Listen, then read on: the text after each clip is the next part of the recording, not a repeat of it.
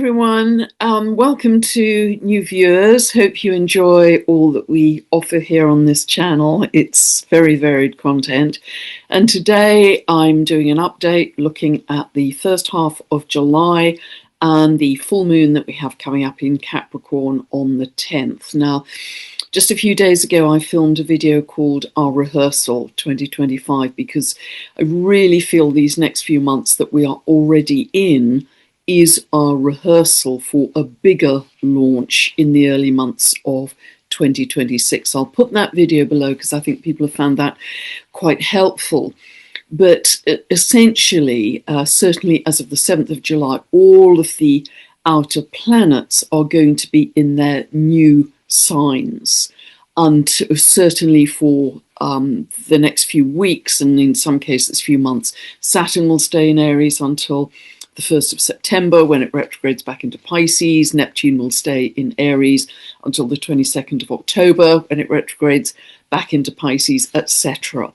But for the next few weeks and months, this is our test run, this is our rehearsal to try out the new interests, passions, relationships, identities, geographies, jobs, work that we may fully bring to blossom next year. So it really is a great opportunity. However, it's a very complex period because although those outer planets are all moving into their, or have already moved, certainly by the 7th of July, when Uranus moves into Gemini, into their new signs, several of them are also moving retrograde. Pluto is moving retrograde as of the 4th of July, which I'll talk about in a moment. Neptune moves retrograde on the 13th of July. Saturn moves retrograde. So we have this very complex energy of, yes, moving forwards to new signs, but at the same time also being retrograde. Now, when planets are retrograde, they're actually astronomically closer to the Earth, so they have a stronger symbolism, actually. And so this is this juxtaposition of the old world and the new. And right at the beginning of the year, along with many other astrologers, I was talking about this being a great year of turbulence and change as we have this kind of crossover period of the old world and the new. And the new we are creating, we as humanity are creating that, absolutely. Nobody's coming to save us at all. It's down to us. And we are doing spectacularly well. Whatever you see on the nightly news, we are doing brilliantly well at that. More of that later. But there is this crossover, and that's true of the energy too. The physics of the energy, because this very high frequency light, which many people are talking about, is coming in and destabilizing this lower vibration energy. So we're getting this churn, this disintegration, this crumbling of the old world because of the energy. Everything begins with energy.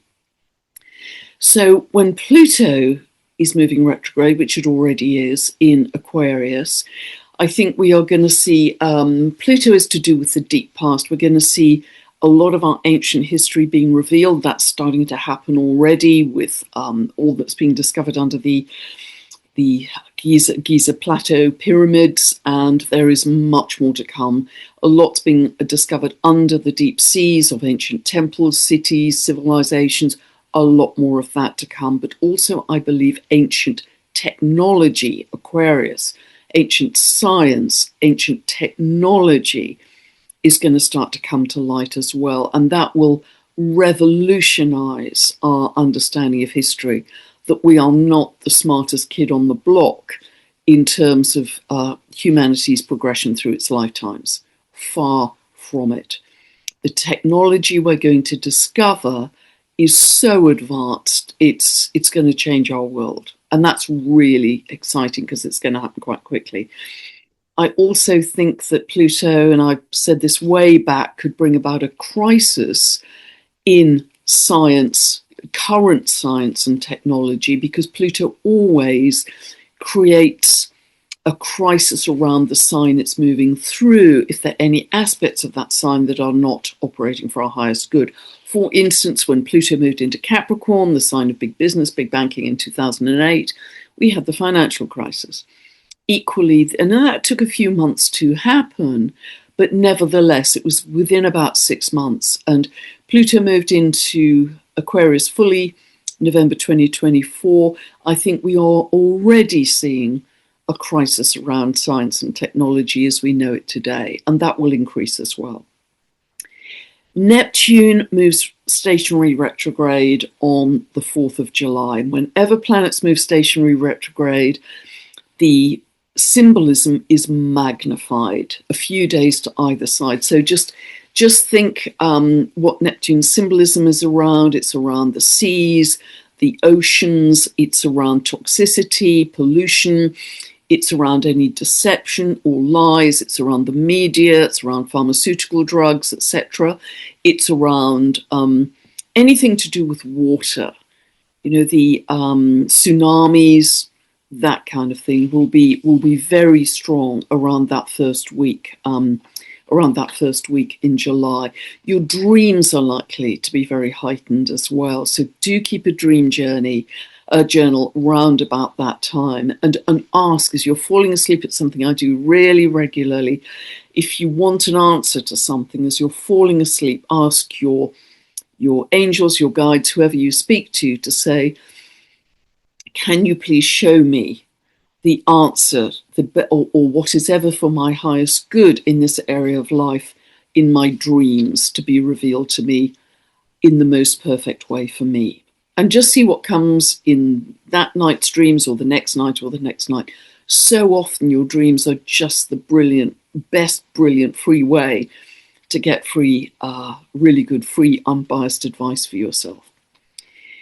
Saturn and also Neptune moving retrograde, along with Pluto moving retrograde, also very much to do about secrets coming to light. Secrets around the science, around the technology, secrets around all of the things I've just described being linked to Neptune. Saturn moves stationary direct on the 13th of the month, and Saturn, of course, is linked to governments and authority figures and any institution or corporation that is essentially operating in a top-down way. So again, a lot is going to come to light about the way these structures operate, and that is very much highlighted, as I'm going to be sharing with you at this full moon in Capricorn on the 10th in just a few moments when we get to it. But I do think that first week in July could be very powerful for another reason I'll come on to in a moment, not just stationary, not just Neptune moving stationary direct on the 4th, but also the fact that Uranus enters Gemini on the 7th. Now, unless you're 84 years old or older, you will not have experienced Uranus in Gemini. So Uranus is moving into Gemini again for the next few months. Later in the year, I think it's November, it pulls back again to the late degrees of Taurus, and then fully moves into Gemini for the next cycle until 2033 in April 2026. And by then, all of the outer planets will be in their new signs. So this is a big kind of launch time for humanity in the early months of next year, which I've talked about in several videos. The big picture, the metamorphosis for humanity, rehearsal, etc. I'll put all of those below. But I do think that because Uranus is going to be on the anaretic degree, the 29th degree of Taurus, we could see a lot of shocking news, surprises. It could be a lot of seismic activity. As always, Uranus is the planet linked to volcanoes, earthquakes. We have a lot of volcanic activity right now. A lot of earthquakes have been triggered recently around the Ring of Fire in the Pacific. And so let's just see what comes to light. This could also be linked to the financial markets, because that's Taurus, linked to money, currency, stock markets, banking, that kind of thing. But there's this urgent desire for change.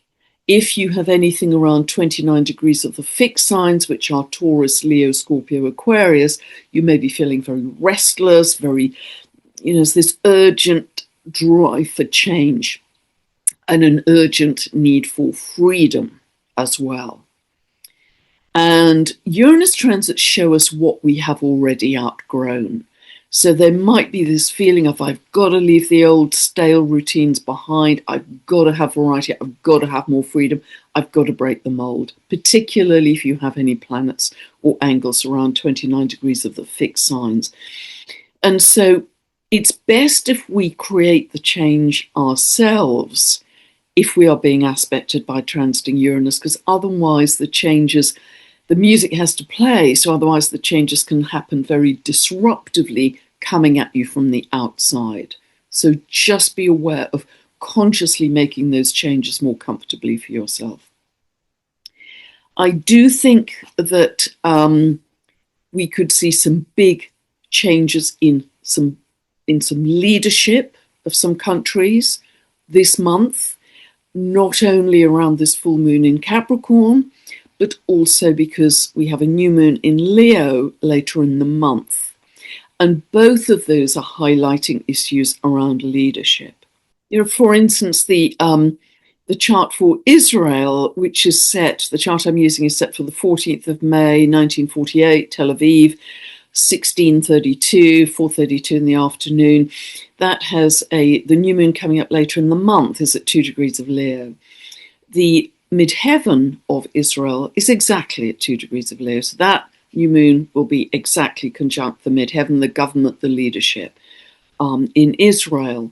And it's also conjunct the moon of Israel, which is very tightly conjunct the midheaven. So that suggests that there's going to be a lot of stirring from the people in Israel too. Also, other countries that are drawn into this is the Saturn-Neptune conjunction, 1-2 degrees of Aries. They are at the IC, the base of the USA chart, 4th of July, 1776, 5:10 in the afternoon, Philadelphia. And they will hover around that base of the chart, which also, of course, opposes leadership in midheaven, which it could dissolve or change in some way for the next several months through till next spring, Northern Hemisphere time. So we will just wait and see. And it isn't just these countries, you know, I'm thinking about Iran as well. We could see some significant changes in some important leaders in the world from this month onwards as well. Looking at Russia too, potentially. So going back to Uranus entering Gemini, and I will do a whole separate video on this when I get a spare moment. But essentially, this is the first entry as of the 7th of July, but ultimately it's going to stay there for another 8 years until 2033. So see which house area this is falling in your chart, the very beginning of Gemini, and see what that house area represents. Is it your income? Is it your family? Is it your health? Is it your children? What is it? And if you don't know what I'm talking about, you can download a free birth chart from my website. Go to the link below. You can download a 2-part video that you can watch from 0 to infinity for as many times as you like. And that will really help. It's not a personalized birth chart analysis. These are teaching videos to teach you how to find these points in your chart that I refer to in each of these updates and what it means for you in your life. These updates will make much more sense to you. But in those areas of life, you're likely to want more flexibility or have to have more flexibility, more adaptability. You'll be very future focused in those areas. You may be using more technology, more AI, for instance, that's of course coming in at rapid speed. And you will be very much wanting to break up anything stale and routine and deadening in those areas of life. But it can bring in some unexpected solutions that could be technologically based. Unexpected solutions to whatever that house is about for you. Now, in mundane, in terms of its global effects, again, as I say, I'll do a whole video, but we are likely over the next 8 years to see some radical changes in education, Gemini, in communication. I think there's going to be a huge proliferation of different social media platforms, but also different internets. Uranus in Gemini is actually about freedom of speech and demands for freedom of speech. And thanks to the brilliant astrologer Frank Clifford for reminding us that the last time that Uranus was in Gemini, I think he said it was the very last day, if I'm not mistaken, George Orwell's 1984 was published. So freedom of speech is going to be quite a big issue, and demands for freedom of speech. And I also think potentially quite a lot of social unrest, social Gemini unrest. Uranus, now that may be kinetic, boots on the ground. It can take the form of very peaceful revolution. Somebody wrote to me the other day and said that they'd been involved in this beautiful protest in Belgium with 110,000 people singing, dancing, chanting, lighting candles for world peace. And so remember that Uranus moving into Gemini, coming trine exactly to Pluto, or certainly by sign trine to Pluto now, the seed point for that trine was at the conjunction in the late 60s, time of hippies, peace, love, don't want any war protests, anti-Vietnam War, more demands for civil rights, black rights, women's rights, more equality, but all about peace and love. And that seed point of the conjunction in the late 1960s is now coming to blossom in our current times and for the next few years going forwards. So I think the social unrest we may see, yes, some of it will be on the streets more loudly, some of it will be beautiful, really, truly beautiful, a revolution of love. We are going to discover 10 tons about our consciousness and our neural networks, Gemini. And we are going to have more scientific explanations of that. But of course, consciousness always runs ahead of the science. So, also as Uranus moves into Gemini, it's going to instantly conjunct Sedna. That conjunction is going to become exact within a few minutes in September and then fully exact in May next year. That is going to ignite all that Sedna's symbolism is about. And essentially it's about metamorphosis. It's about our biological change of state, which I profoundly believe we are going through right now. We are changing biologically. Many people are talking about this. Many people are feeling it, changing from carbon to more crystalline, to less dense, moving closer to the light body. And that is going to be, and I've got much more to say about that, but that is going to bring in a whole new dimension into this whole evolution that we're going through, which is, we're absolutely in it now. We're not talking about it as a future event. We are absolutely in the throes of it right now. As I mentioned the other day, we are the bridge people. We are actually building new Earth ourselves. And I'll come back to that. I'll come back to that in a moment. So the other reason, I will get to the full moon in a moment, but the other reason July is so important is this year, this is the closest that Saturn and Neptune will come together in their conjunction, which is going to be within about 13 minutes of each other on the 15th of July, before they become absolutely exact to the minute. 20th of February 2026 at 0:44 minutes of Aries. So in this month, particularly around mid-month, but we'll really feel it the whole month, we are going to get a glimpse, a fuller glimpse of what will really begin big time in February. And as I've talked at length, I've done a whole video on Saturn conjunct Neptune, and this is very much us stepping into our spiritual leadership, our spiritual sovereignty, being the hero of your life, etc. That's a very big theme for this full moon in Capricorn as well. You truly, truly learning to live as an authentic sovereign being in a bigger way that we've ever done before. So let us look at one other thing I want to say about Uranus moving into Gemini. Gemini rules the hands, and Gemini also rules the lungs. The lungs, and because obviously Gemini is an air sign, and also as Uranus moves into Gemini, it will become very tightly trine to Pluto in Aquarius, air sign. I think we may see, obviously, as I've talked at length, a lot more about the out there, the flying craft of all kinds. I think we might have more drone deliveries, that kind of thing. But I think this may be about our breathing, the air and our breathing.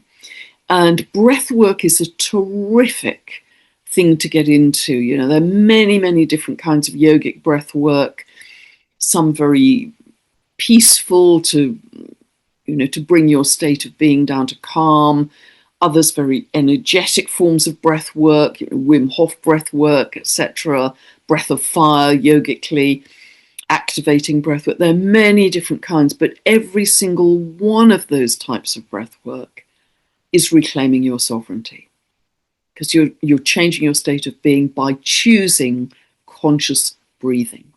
So I think breath work will become a much, much bigger thing. Okay, let us look now at the chart for the full moon in Capricorn.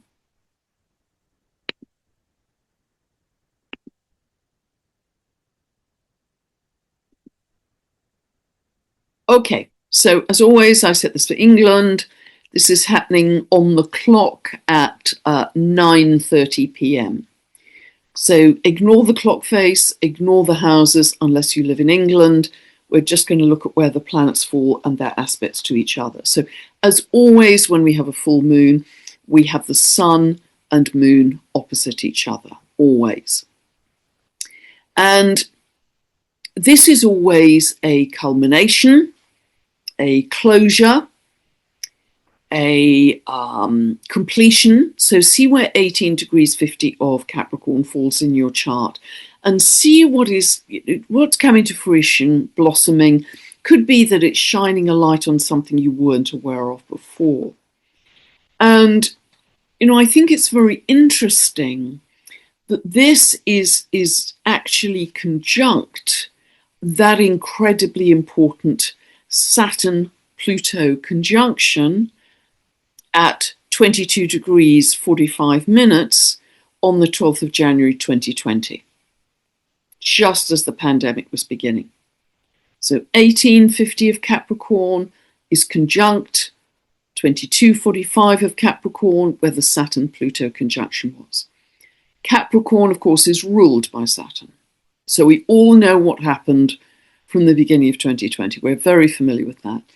That was a time of extreme control, Saturn, contraction, intensified Pluto, top-down authority. We're very aware of what happened, lockdown, etc.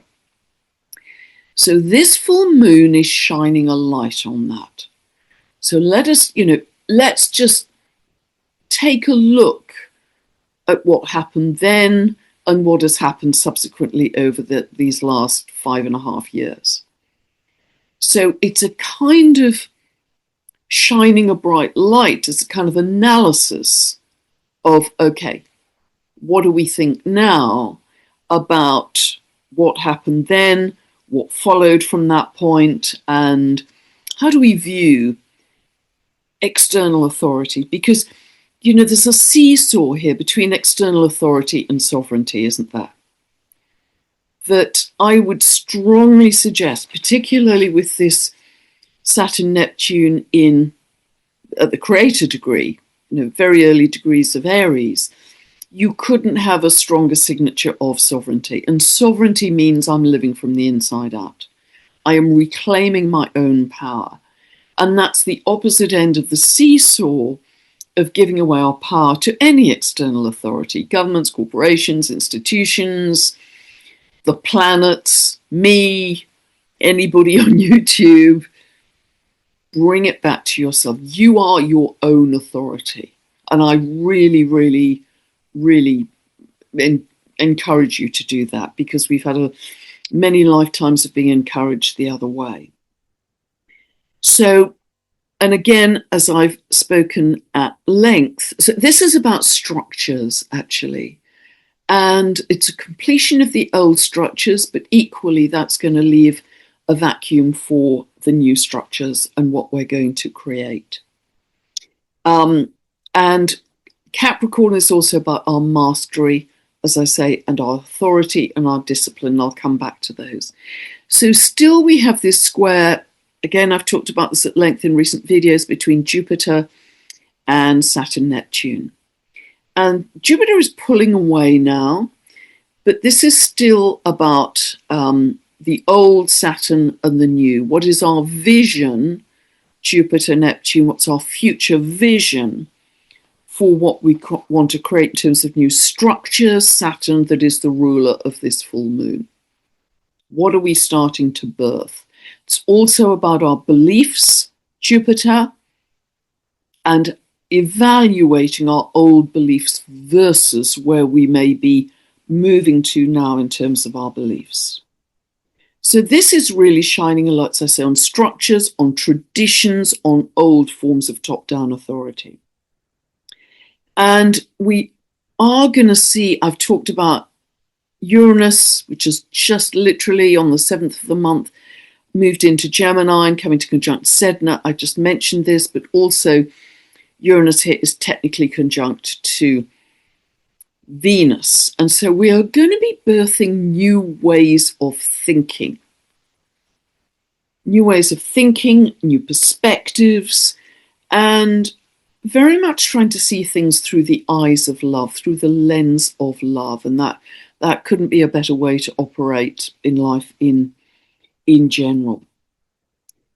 Capricorn is to do with the old guard as well as the old world. And so that's why I think we may well see at this full moon or the next lunation on the new moon in Leo, some changes in leadership. Other things to point out are that the moon, the full moon, I haven't put the south node in, and for whatever reason, astrology software never puts in the south node, but it's always directly opposite the north node, so it's at 21 of Virgo. So the full moon is trine to the south node at 21 of Virgo. So this is going to bring up issues from the past around health that are going to come to light in the bright light of this full moon as well. So that's going to be quite interesting. And Mars in Virgo from this point on wants to get things right, wants to get the practical side of things right in terms of creating these new structures that we're moving forwards to, because that is also trine to this full moon.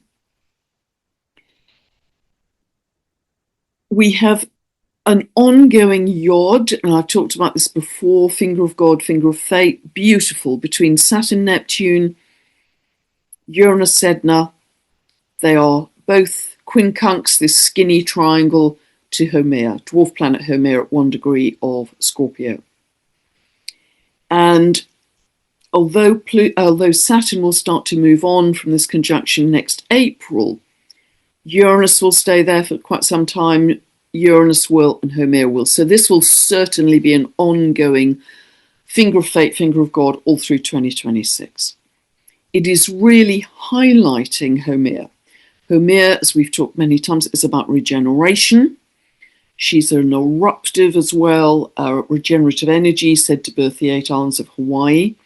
I very much believe that she is linked to stem cell medicine, because she's regenerative and she's in Scorpio. Scorpio is to do with injections. And you may remember a couple of years back, in fact, it was end of 22, early 23, when I was having stem cell injections with my own blood plasma in my knee. That's literally when Homer had just shifted into Scorpio. And I made the connection because Scorpio is linked to medicine, linked to injections, and Homer is linked to regeneration, that this is very linked to stem cell medicine. And I believe it is. I think we are going to see some amazing technologies, innovations around health, technologies, Uranus, that are going to be spectacular. Remember, Homer was able to change her age back from an old crone to a young maiden. I think we are going to make great strides in anti-aging and longevity. And I'm not saying anti-aging to do with vanity. I'm saying anti-aging to do with vitality. Living really robustly and healthily and with full life force until we choose to shuffle off this mortal coil, and living much longer. And I listened to a stunning, I think he's a quantum biochemist. It was on the Stargate experience just this morning. I believe his name is Ian Mitchell. Ian, like spelt like Ian, but pronounced Ian Mitchell, who was talking about some just mind-blowing solutions to a lot of chronic disease that he has developed himself. So I'll try and find the link for that Stargate experience video and put that below, just to give you an example of what might start to come down the road with this kind of symbolism that I'm talking about. So what I always do, I've been talking about this since the end of 2022, and what I always do is trust the symbolism and then wait for it to manifest, which is, always so exciting when it does. Also, what is lovely here is that we have Ixion and Quawa opposite Jupiter. Jupiter, the principle of expansion, the future. It's very strong here in self-care, as I've talked. It is very tightly opposing Ixion. Ixion, on the one hand, negatively, is the dwarf planet that had no moral compass, who murdered his father-in-law, who tried to rape Zeus's wife and was expelled on a burning ring of fire into eternity. And I think we are going to see that kind of, lack of remorse in society. But equally, the other side of Ixion is breaking away from the mainstream to follow your true, unique essence, to live in joy, follow a simple path, and also do that in community. Community is going to be super important moving forwards. Quawa, creating our new future through song and dance, coming together in community. And when we come together in community, whether it's online or even better in person, we magnify the energy of the intention we are trying to create. We magnify the energy. And that is so important. We're really going to start to understand the power of that. And that's sort of what I want to talk about now, really, because I think I'll stop sharing here. Those are the main things I want to talk about that I haven't covered in the past. But, we are very aware that we have some absolute horrors going on in the world. We're all aware of that. It's just unimaginably horrific. I cannot contemplate what it's like to be caught up in one of those war zones. I mean, here am I sitting on my comfy sofa, a million miles in reality from what those people, those poor people are going through. A lady wrote to me the other day who has been living in Tehran, and she said she was escaping with her children to try and get through the border to who knows where. It's absolutely terrifying. And in no way am I minimizing that kind of experience. I just think it's the kind of thing we have got to move beyond. We cannot keep murdering each other. We cannot keep bombing children and murdering each other and animals and all life. It's It's just unspeakable. And very obviously, if you are living in those extreme circumstances or caught up in extreme weather or fire or floods or whatever, you're not going to be able to live in love and bliss and joy. The things I talk about, it's just impossible. So the rest of us sitting on our comfy sofas at home have to redouble our efforts to help those people. We have to work even harder to set a clear intention that we are calling in, we're welcoming in an expanded consciousness of love. And that as we move through those daily, nightly meditations, 7 p.m. UK time, free 15 minutes, people are joining from all over the world. We're coming together in that magnetized group. And we're setting our intention, this is my highest good, the highest good of all, the highest good of the earth, the highest good of all beings. We're welcoming in an expanded consciousness of love. And don't visualize the problem, visualize the solution. I'll put the Sunday meditation video below so you know the detail of what I'm talking about. There's no tech and no Zoom to connect. You just do it energetically to imagine, to visualize every living being living in peace, joy, gratitude, nobody hungry, nobody homeless, nobody in fear. That's the world we want to move to. And why can't we do that? Why can't we do that? That's what the people want. And that's what we absolutely are creating.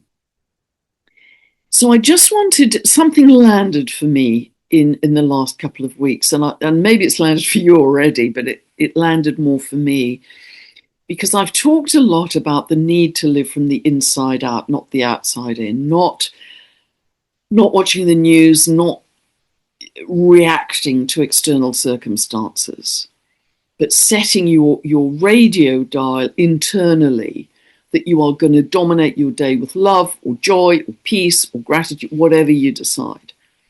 That everything in your day comes from your start point of your inner radio dial, like your solar plexus, your point of power. So you may respond to people, but you're not reacting to external circumstances. That's point one. And also, really do remember that our outer reality is really a reflection of our inner state. And yes, when people are caught up in war zones, that's a different situation where, sad to say, I think these extreme chaotic circumstances that we as humanity have actually generated in our past to produce this present through polarity, separation, I'm right, you're wrong, judgment, I'm right, you're wrong, to a next door neighbor, ultimately leads to political, I'm right, you're wrong, to national, this country's right, that other country's wrong, and to war. It's all the same energy. So to recognize that in order to create peace in the world, we have to feel peace inside ourselves. In order to feel love in your reality, we have to feel it in ourselves first. It has to come, that frequency has to come from within us before we can experience it in the world. Otherwise, we're just feeling lack of peace, lack of love. It has to come from us as a frequency. And so the best possible thing we can do as humanity, the most useful thing we can do, and every single one of us can do this unless you are in an extreme situation, is to drop into bliss, drop into stillness. Because if you do that, booking more stillness meetings with yourself, you will actually be helping to anchor and stabilize this churn, this very turbulent, chaotic energy that we're seeing in the world. The more of us that can do that simple act of few minutes, several times a day, dropping into stillness, dropping into bliss, dropping into love, dropping into joy, you are stabilizing that churn out in the world, that chaos we're seeing. That is the most useful thing we can do to be of service to the collective, because the mass of us can do that. Millions of us can do that. But the bit that really dropped in for me, and as I say, many of you may have already got there, but the bit that dropped in for me was I was aware that we are creating new Earth through our bodies because our biology is changing. But I suddenly realized that certainly nobody's coming to save us, but we are new Earth. Yes, it emerges as a reality of beautiful paradise and woodland and birds and everything humming with life force outside of us. But it starts with us in our physicality, in our bodies, really feeling, I am new Earth. I am that frequency that I can sustain all through my days, my weeks. I can sustain that frequency of love, joy, bliss, gratitude, compassion, etc. I can sustain it. And I find I can do that more and more and more. And that isn't a selfish, I'm all right, Jack, as I've said, because inevitably every single one of us feeds our frequency back to the collective. Everyone is a drop in the ocean. It's the most useful thing you can do to help us rapidly move from chaos. But it is us physically embodying new Earth that really was the penny dropping for me. We become new Earth, and then we manifest it in our reality really quite quickly. I hope that helps. I hope that helps, and be back very soon with something different again. God bless. Have a wonderful full moon in Capricorn, and see where it is shining a light brightly in your life to help you shift from external authority to sovereignty and your own inner authority. Bye for now.